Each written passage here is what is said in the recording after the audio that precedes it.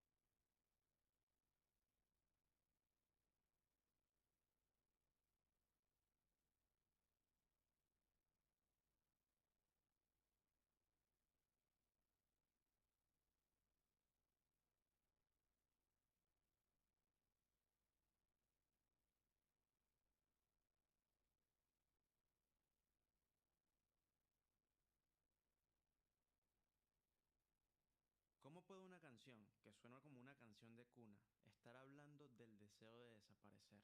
Dentro de las oscuras, vívidas, tristes y felices canciones de uno de los mejores álbumes musicales de la historia, OK Computer, se esconde una especie de canción de cuna que expresa perfectamente esa sensación de que el mundo, o al menos nuestro mundo, se está viniendo abajo. Que todo está en tu contra, que estás atrapado dentro de un sistema que no te pertenece pero del que no puedes escapar. Mi nombre es Jesús Salazar y No Surprises, además de ser mi canción favorita, es un susurro que te grita al oído. Y hoy vamos a ver todo sobre ella. A principios de 1995, Radiohead era conocida como la banda que cantaba Creep. Ese mismo año fue el lanzamiento de su segundo álbum, The Vents, que a pesar de ser bien recibido por la crítica, la presión sobre la banda no hizo más que crecer. Ahora debían demostrar que no era solo un éxito pasajero, las giras promocionales se hicieron largas, intensas y agotadoras, y el desgaste físico y emocional se hizo bastante evidente.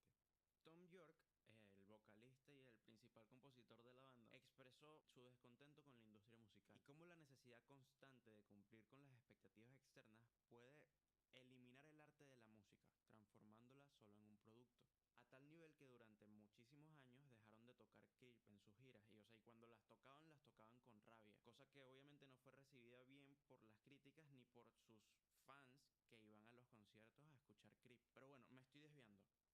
Es en este contexto de cansancio en donde nace directamente de la cabeza de Tom No Surprises. Fue escrita en un camerino en Oslo, durante una gira donde le abrían los conciertos para la banda REM, no sé cómo se pronuncia, perdón, pero esa banda, la de...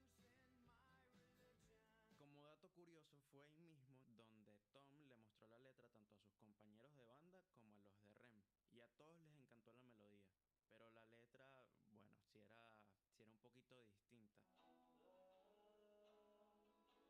Ok, vamos con la letra. La primera letra de No Surprises era igual de directa, pero muy diferente. Vemos que la letra se mantiene igual, sin filtro, pero va más dirigida como que a su esposa. Con el tiempo, gracias a Dios, la banda optó por algo más universal. Bueno, veamos la versión final. A mí me gusta separarla por intro, clímax y un cierre que es increíble. En esta primera parte suena a diario personal. Un corazón lleno como un basurero. Piensa que toda su experiencia es una basura. Un trabajo que no te mata de golpe, sino lento, como critica el sistema. Habla de heridas viejas que nunca se curan y del cansancio acumulado. Cuando dice abajo el gobierno, no parece una consigna política. En realidad, yo creo que viene más de una persona que quiere cambiar el mundo, pero que en estos momentos solo quiere salir de él. Acá cambia el tono, ya no es enojo, es resignación. Parece más bien una súplica cansada. Lo único que quiere es una vida tranquila, un poco de silencio. Pero ese apretón de manos con monóxido de carbono te recuerda que no está hablando solo de paz, está hablando de una salida más fuerte, una muy oscura. Y la repetición de No Alarms, No Surprises no es casual, es como si necesitara convencerse de que eso es lo que necesita. Acá empieza el cierre, pero realmente no se siente como un cierre. Esta es mi última rabieta, mi último dolor de estómago, como si ya no le quedara energía para quedarse, ya lo dijo todo. Y ahora solo quiere eso, paz, silencio, por favor.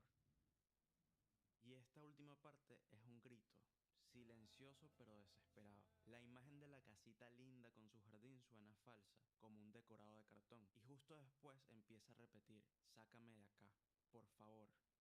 Ya no hay poesía, no hay metáforas, solo hay súplica. La canción de cuna se transforma en un escape y el susurro se convierte en un grito. Ok, ya hablamos de la letra, pero No Surprises no sería para nada No Surprises si no sonara como suena. Lo primero que escuchas es esa melodía en glockenspiel. Es un xilófono, que literalmente es un juguete de niño. Y esa melodía es clave, simple, pegajosa y tiene ese aire infantil que te hace pensar que es una canción de cuna, pero en versión existencialista. La canción está en fa mayor, un tono que suena cálido, y en este caso casi irónicamente feliz, pero la magia está en los acordes. Usan una progresión que suena bonita, pero cuando la combinas con la voz de Tom York, que prácticamente siempre suena como al medio borde del colapso, te da esa mezcla rara de paz e incomodidad al mismo tiempo, como cuando estás tranquilo por fuera, pero por dentro te estás muriendo. El ritmo es siempre constante durante toda la canción. La batería es prácticamente como un metrónomo, cosa que es muy extraña en Radiohead y en Phil Selway en este caso. Eso se traduce musicalmente en que no hay grandes cambios, no hay sorpresas. Y eso es a propósito, toda la canción está pensada para que entres como en ese loop repetitivo y casi hipnótico. Otro detalle lindo es que la voz de Tom no grita, no exagera, canta suave, como quien ya está cansado de pelear. Y eso es lo que más pega. Está todo tan contenido que la desesperación se siente real. Ahora hablemos del videoclip, que es probablemente uno de los más angustiantes y simples que vas a poder ver. El video arranca con Tom completamente quieto, mirando a la cámara, dentro de una especie de cápsula de vidrio. De fondo, la letra de la canción aparece reflejada en el visor del casco. Todo parece normal, hasta que el agua empieza a subir. Literalmente agua real. Le llenan el casco de agua como si estuviese ahogándose, porque sí, esa sensación de ahogo que transmite la canción acá se vuelve literal. Y lo mejor de todo es que realmente Tom aguantó la respiración. No hay CGI, no hay efectos de postproducción. Simplemente él, en tiempo real, sumergido, cantando sin cantar. Según cuentan, grabaron esta escena unas 15 veces, hasta que lograron que por fin todo saliese bien. Y es que había muchas cosas que podían salir mal. La sincronización con la música, la letra reflejada en el casco, que Tom no se desesperara y mantuviese la calma mientras que literalmente se estaba ahogando. O sea, arte, solo que en este caso con tortura incluida. El video fue dirigido por Grant Gee y tiene esa estética medio fría, casi clínica, que encaja perfecto con ese tono del disco. Solo un plano fijo, una cara que empieza tranquila y que termina prácticamente al borde del colapso. No Surprises, desde mi percepción, ha sido malinterpretada muchas veces por personas que la están pasando mal. Piensan que la canción es un himno a la resignación. Piensan que la canción simplemente dice que la vida es una mierda, nada tiene sentido y nadie va a venir a salvarme. Y lo entiendo, o sea, no te estoy llamando loco, la letra es muy directa. Pero cuando uno está mal, realmente mal, puede parecer que no hay salida, que el sistema está en tu contra y que nada importa. Pero bueno, este tipo de pensamientos, a pesar de que es muy humano, puede llevarte a lugares muy peligrosos. Y si te sientes así, de verdad espero que mi conclusión final te ayude en algo. Si te gusta esta canción, probablemente seas de los que piensan que el mundo está roto, que existe maldad, indiferencia, injusticias, y sientes que no puedes hacer nada al respecto.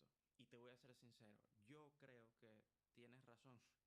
O sea, al final del día cada quien tiene sus propias batallas y muchas veces el entorno que te rodea no te ayuda. Pero es en ese punto del pensamiento donde entra algo que dijo mi filósofo favorito, Albert Camus, este póster que está por aquí, de hecho es de él, que lo cambia todo. La vida es absurda, no tiene sentido. Y cuando te das cuenta de ello, solamente tienes tres formas de sobrellevarla. Vamos a verla como si fuese un juego y existiesen dos formas de hacer trampa y una forma que sería la correcta. ¿Ok?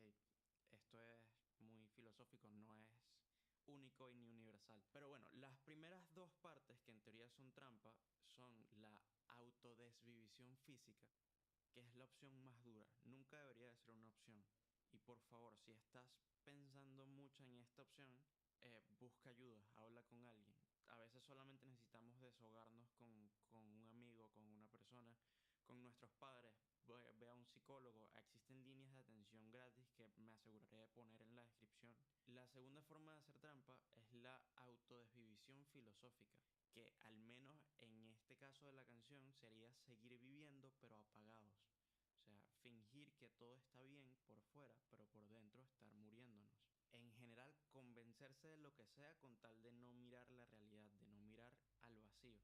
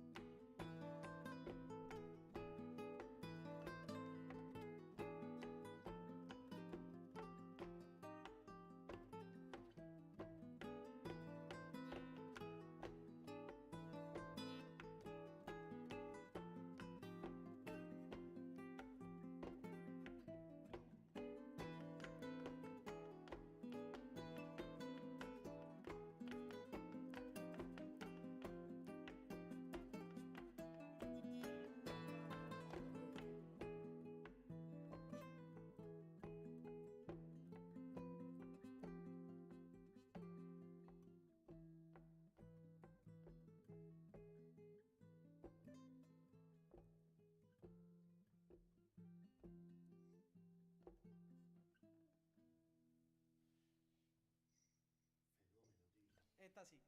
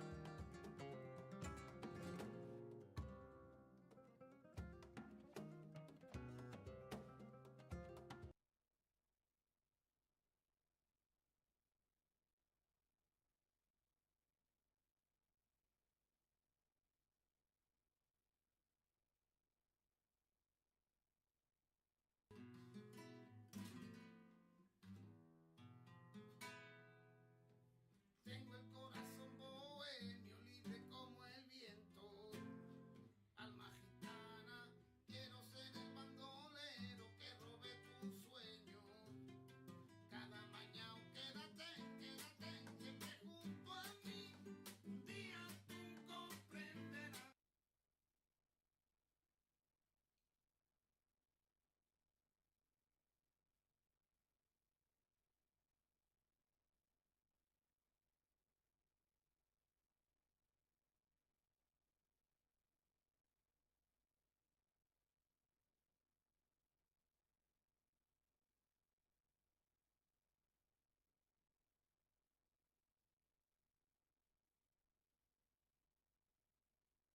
Will you guys record DIs all the time? Yes, Yes, right? yes. I've talked to John in the past, John Kurzweig. I had met John, God, years and years ago. And nowadays, people don't do that. That's like, nowadays, that's been going on for the last 20 years or so. That rocket. Halen. Was it you who did that? Yes. Yes, I do have an opinion. I think you can't correct something that's in the moment. You know, when something happens like that and it's magic, you can't.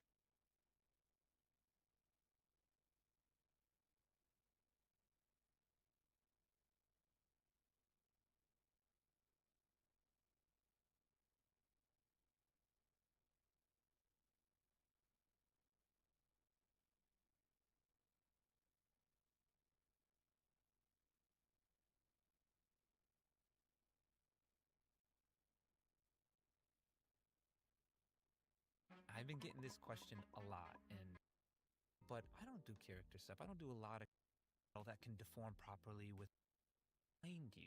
Here's something that always kind of,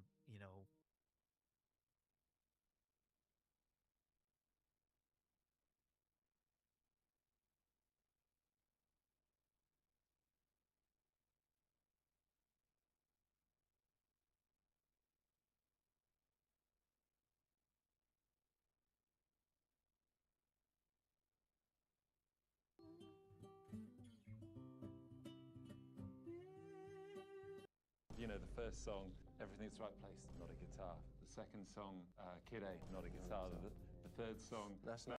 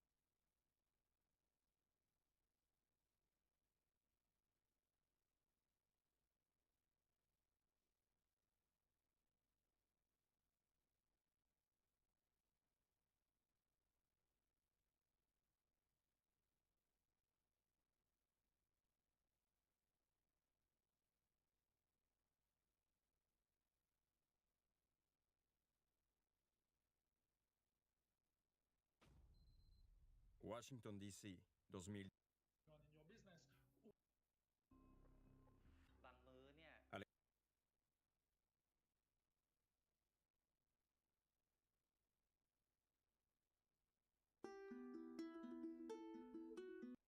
Pero sí, pero por favor, me interesa la persona, ¿viste? Claro. Sí, sí, me interesa la persona y sobre todo unas personas que tienen el poder de comunicar. Dios apareció en distintos lugares. Yo crecí con todo tipo de árboles, ¿viste? Del aeropuerto. Y no, un desperfecto. El avión está descompuesto.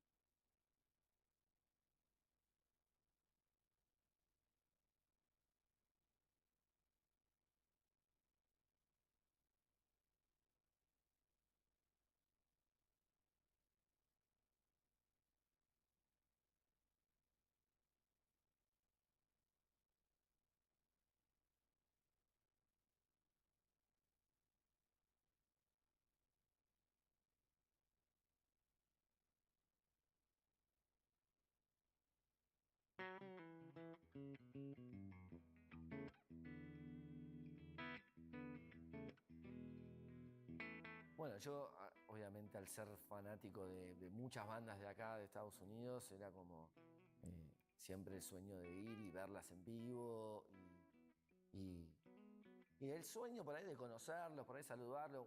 Uno se siente cercano cuando escuchás, o sea, yo escucho una canción, una letra, una música que me llega, digo, evidentemente algún tipo de sentimiento con esta persona que la escribió debo compartir. Eso es lo que yo por lo menos siento. Entonces, siempre el interés de viajar y ir a ver bandas estuvo. Y recuerdo un día que en un festival en Pensilvania, de una manera muy loca, conocí a Greg Oldman, de los Allman Brothers, en un show de ellos. Y terminé en el micro de gira con él y Direct Tracks. Y pegué buena onda y me acuerdo que me bajé de ese micro diciendo acá puede pasar cualquier cosa si juego bien, ¿viste? Las cartas. Yo ya tenía mentalizado y ya, ¿viste? Siendo fanático de los Black Crowes, dije, voy a ser guitarrista de los Black Crowes de alguna manera. Y lo conseguí y varios años después, y también con trabajo y con perseverancia y siendo, ¿no? Más allá de ser buen guitarrista o no buen guitarrista o buen músico, creo que lo que me consiguió el trabajo con ellos es ser buen tipo y profesional y estar a tiempo y estar en buen estado. Eso, ser un buen compañero. Porque estás tocando, es una convivencia, ¿no?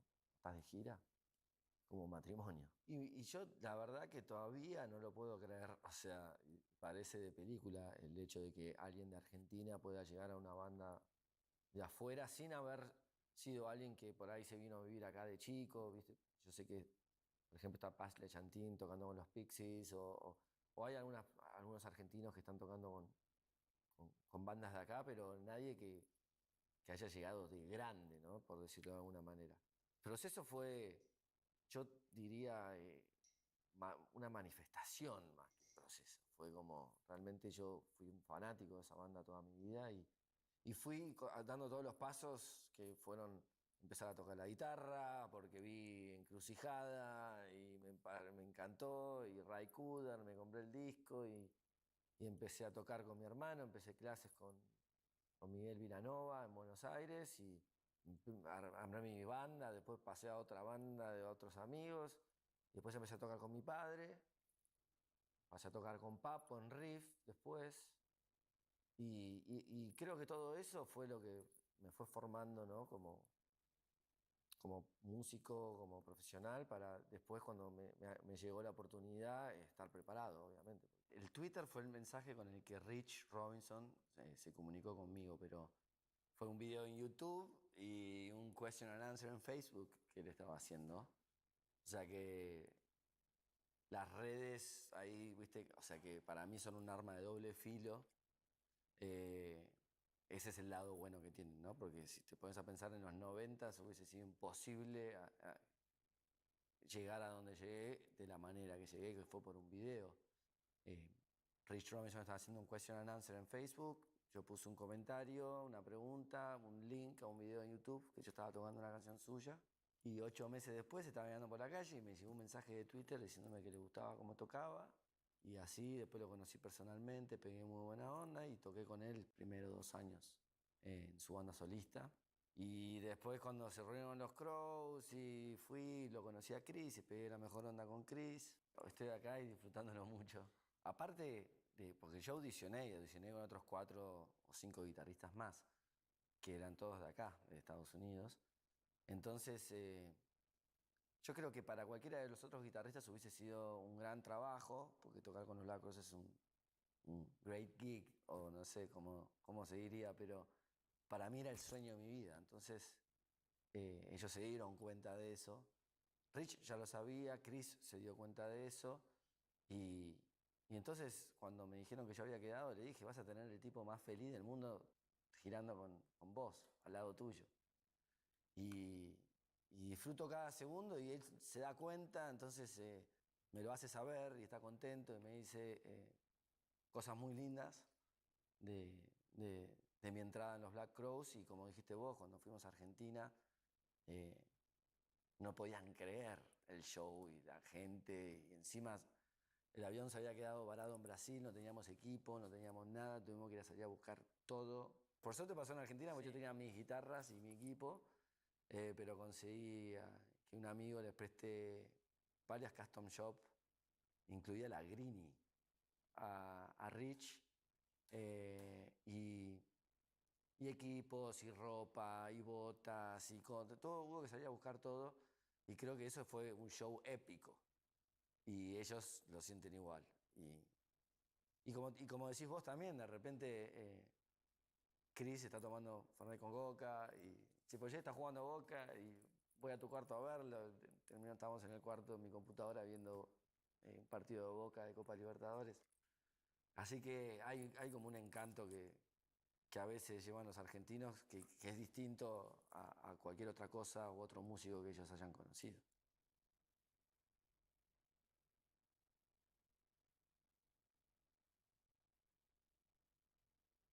So, Sub Pop to Geffen.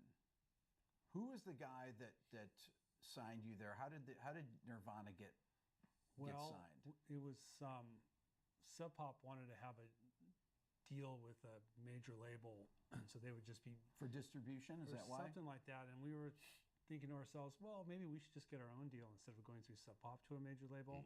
And so we went to Soundgarden's manager, Susan Silver. Kurt and I did, and we didn't have a drummer at the time. Okay. And so, well, we want to go talk to some people about a major label deal. And she goes, well, when can you go to LA? I was like, anytime. Can you go in a couple days? We're like, absolutely. And so she set up some meetings, and we met like Elliot Mintz, God bless him, and he was his attorney. And then we met some, like Alice in Chains was already signed. Yeah. We met their A&R guy. We met some other A&R people there.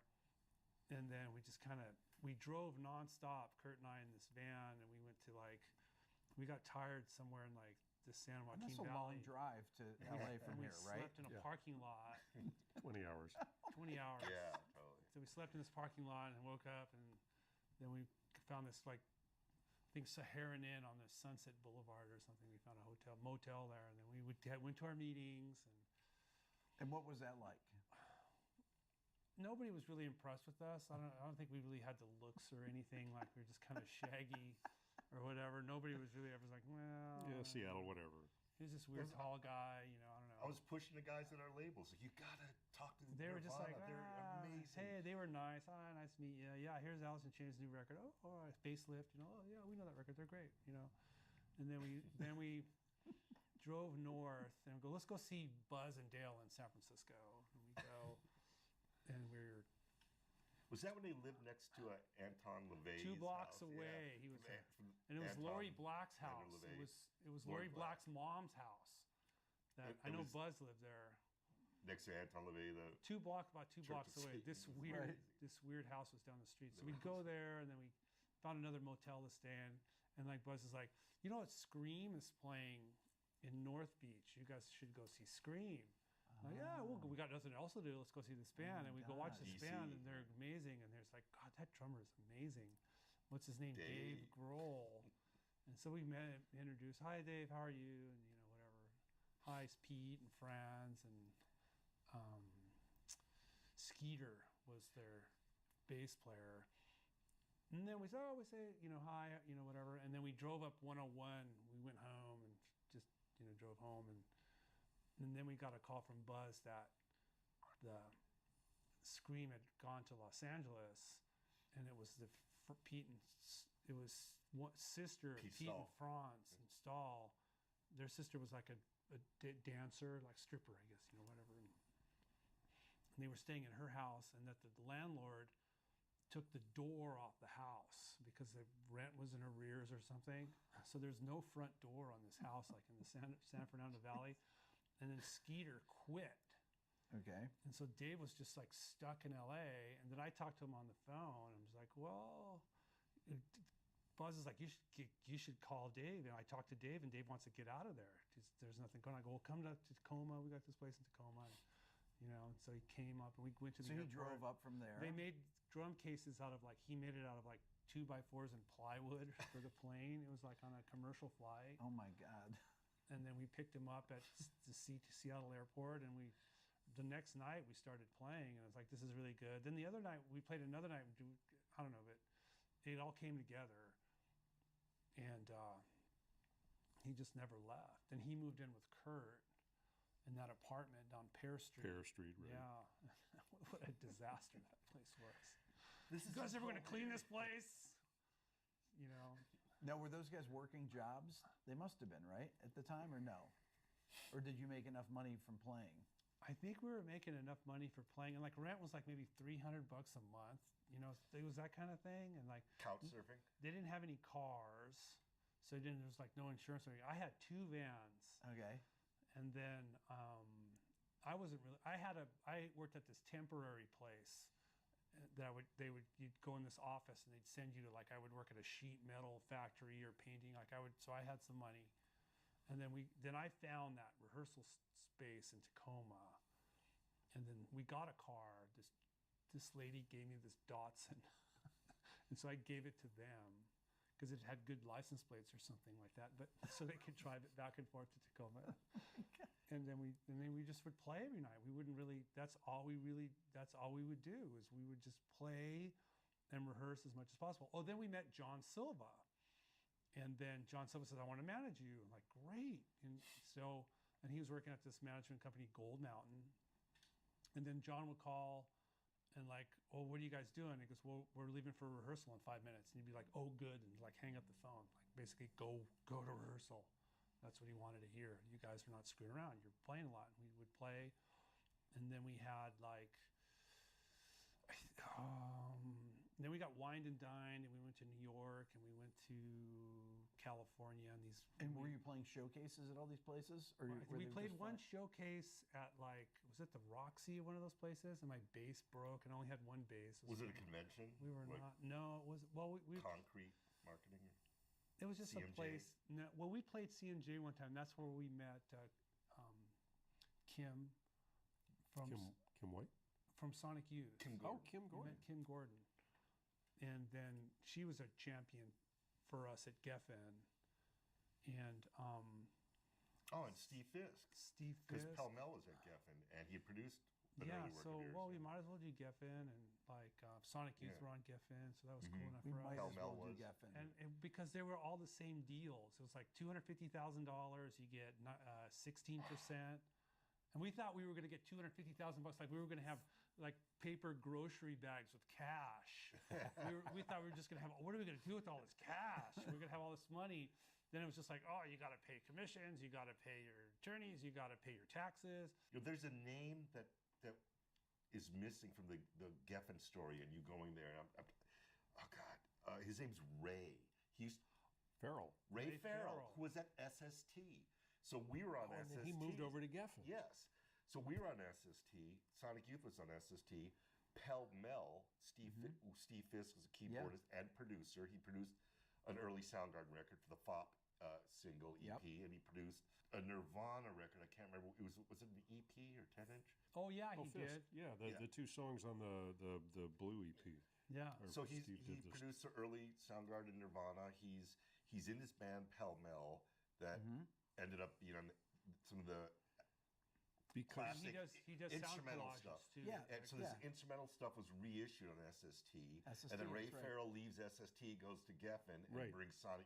And because people liked him at SST, they had confidence in him. Sonic Youth went to Geffen. How did the connection It with was. Butch happen? That happened through Sub Pop, and we were going to make a second record with Chad out to follow up to Bleach. So we went to Madison, Wisconsin, and we only had like 6 songs at that time.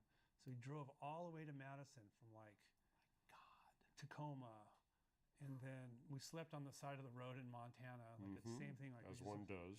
yeah, you just sleep on the side of the road. And, yeah, let's keep driving. Done And that then we were there for a couple weeks, 10 days, and then we had a bunch of shows, a tour lined up with Tad. Okay. So Tad comes to town. We couldn't finish the record, and then we did the tour. We went down to Florida. We went into the East Coast. You're talking about We played this show with the Tragically Hip Okay.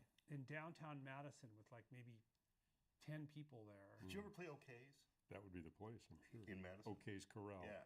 Yeah, it was OK's Corral. Everybody played there. Yeah. And the Unicorn in Milwaukee and all those. You played the all Unicorn the in Milwaukee. same places. We'd go to New York with the Jaded people, and we'd have terrible shows there. Like we never had good shows. And where would you play in New We York? had great shows in New York. We had terrible shows in Colorado and San Francisco. I would. Would you play we would play CBGBs? Maxwell's and we'd never. I never Maxwell's played. in Jersey. Maxwell's, Everyone played right? Maxwell's. We played Maxwell's, and we played this show in New York, and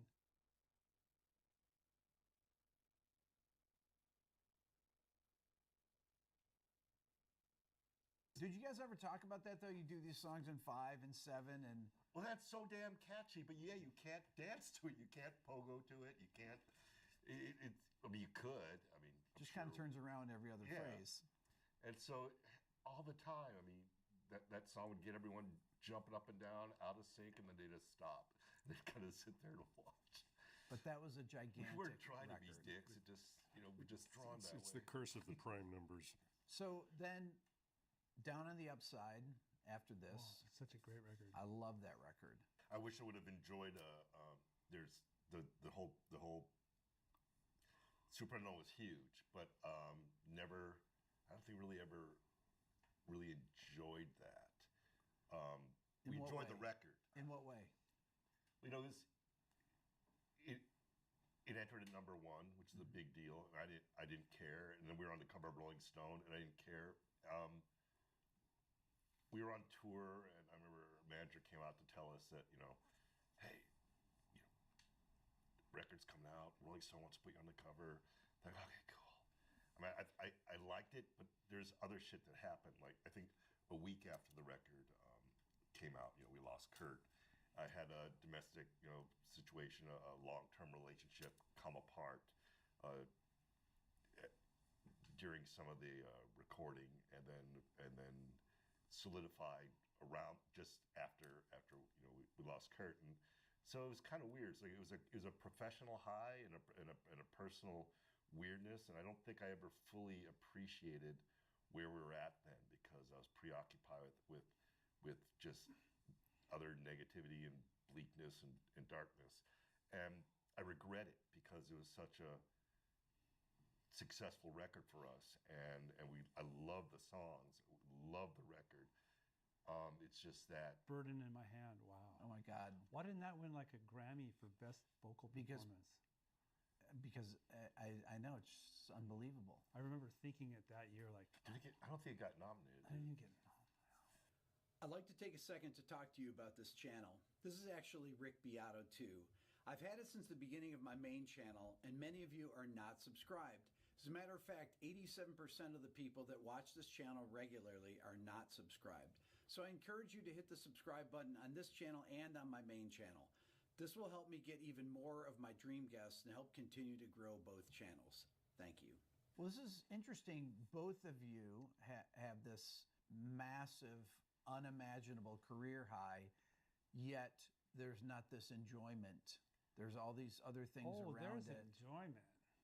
I live comfortably. I have a great, I am not. Yeah, I think I don't bought a feel house bad around for that. me. I mean, I'm blessed, and I got to play with Kurt, I got to play with Dave, and see and experience so many things, and I'm happy, right? But it was it was a tough road. I mean, it wasn't easy. It's so weird how like life does that. I don't know.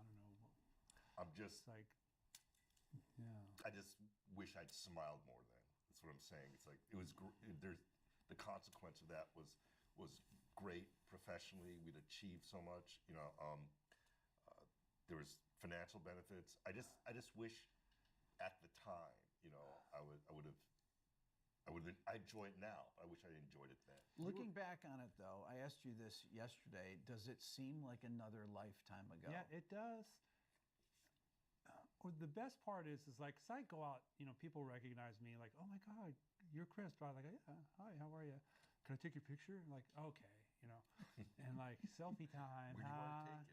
And then they're fumbling with the camera and like, whatever. Like, anyway, but then they're like, and there's people who say like, that Nirvana got me through some really tough times, and they connect with it, or it changed my life, and like, yeah, that's what it's all about right there, and like so. And I guess maybe it's just something about the music that was genuine. People who were making the music were living it, and then that we were transmitting this music, and people are receiving it, and it's just they're connected to it, and it's a profound connection, and they carry that connection for their whole lives, and it's wonderful. That's a really neat thing about it, and then it's your music. It's like whatever it means to you, right? And so that's the value of the music. And I do that with music my whole life too. It's like I have a lot of music that I connect with, and that's a miracle that we have that as human beings. And there's just these vibrations that are just like, wow, what is it? And it's just so emotional. Now, you have a new band, Third Secret. We have a new band, don't we? Third Secret. We're all three have something to do with Third Secret. It's true. So Third Secret, oh man, how did that record come together? Well, I feel like I pushed it through. You totally did. Kind of, yeah. There's a story on our website on how the record came together. He gets executive producer on this one. I think I'm executive producer. Absolutely. Because I pushed it through, and like there was going to be this record, and there was going to be this other record, and then maybe a third record, 3 projects, and whatever. They became one. And there was the pandemic, and there's all these things going on, and like, well, I'll tell you what. We have these recordings, we recorded this, and a lot of the record was like done, just assembled, like, you know what I mean? Like it was, we just started recording. And we started recording, like Matt and I, that song, The Yellow Dress, was just Matt and I, he was playing drums, I was playing guitar, and like, here's the song. And we did about 5 or 6 takes, and the 6th take was the one, and then Jillian did some bass, and then Bubba does the guitar, or, we did I Choose Me. That was a riff from like 20 years ago, and Kim and Bubba and I were playing Alfredo Hernandez, and we had this just Alfredo from Caius, and he was on drums. Yeah. So the four, that's where I see the inception of that part of like Chris said, it's like 3 different projects. And that was something from 20 years ago. Chris and Bubba and Alfredo and I just wrote a bunch of instrumentals. We didn't have a singer. So the arrangements were all kind of 8s and 4s because we didn't have They were jams, and I was cleaning out, I was throwing junk out. I was going through old VHS tapes and watching them, and then I had this like, I would see if there's any cool tidbits, and I caught a few things. Then I'd throw the tape away, and I would digitize whatever was good on there. Like, what's this CD here?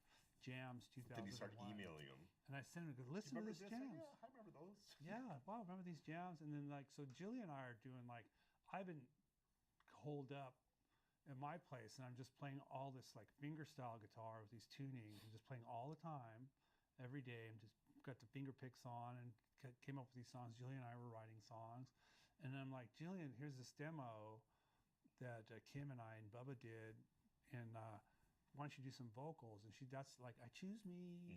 Background on Jillian is she was in your previous Giants in the Trees. That's right. On the 2 albums. Yeah. And so she's down there in the compound. So we have like in Deep River, right? Yeah, she lives in the same valley, actually. We live in the same watershed, like kind of where we live. So we're just all stuck together down there. We just start making music, and then we started commuting, or just record we recorded down there. We record up here, we made this record, and it's like it's an eclectic record, like to say the least, I guess. You know, like it's a lot of diverse influences, like guitar playing John Fahey, or then you can hear the Kim and Matt. There's a lot of you can hear Soundgarden. People say hey, it sounds like Soundgarden. Of course it does. It's got Kim and Matt. It got to a point where it's like, well, what is this record, or what are we? Because he was doing some with Jillian. There's this more folky thing, just guitar and vocals. Yeah. And they were revisiting the stuff that you know we were writing, you know, with Bubba from 20 years ago. And then we get together to jam to just kind of see if we can remember these songs from 20 years ago. And then in doing that,